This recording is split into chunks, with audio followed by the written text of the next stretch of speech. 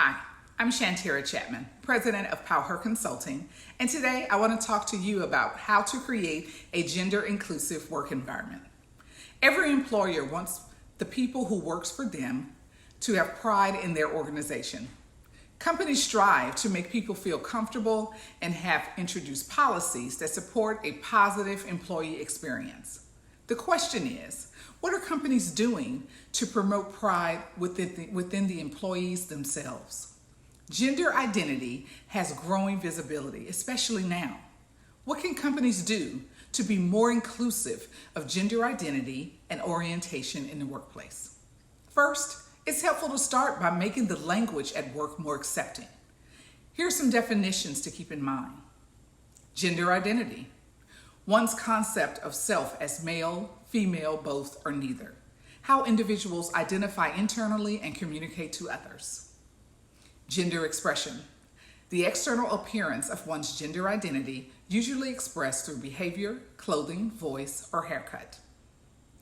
Cisgender: a person whose gender identity aligns with the sex they were assigned at birth. Transgender: an umbrella description of a person whose gender identity is different from the sex they were assigned at birth. Non-binary, gender non-conforming: a person whose gender identity does not fit within the male-female binary. Now let's look at 3 ways to create a work environment that's gender inclusive. Number 1, equal employment opportunity, EEO policy. Unfortunately, many companies do not have an EEO policy that offers protection to employees who are not cisgender. Confirm with HR that your company's EEO policy offers protection based on an individual's sexual orientation, gender identity, and gender expression. Number 2, gender inclusive spaces. Employees should feel comfortable using the restrooms and have consistent expectations for their expected attire. Remove any gendered language from your dress code and provide facilities that are gender neutral. Number 3, diversity and inclusion training. Not every employee will be educated or accepting.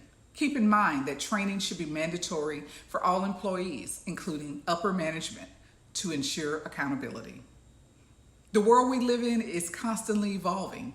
Transgender and non-binary identities aren't new, but we finally have the language to describe those identities, which were always present but had less visibility in earlier generations. Companies need to adapt so all employees feel supported and welcomed. Well, that's all I have for you today. Be sure to check out our blog on our website that features more of my previous videos at powerconsulting.com/blog. If you have questions about ways to create gender-inclusive work environments, reach out to me at Shantera@powerconsulting.com. Have a great week. Bye.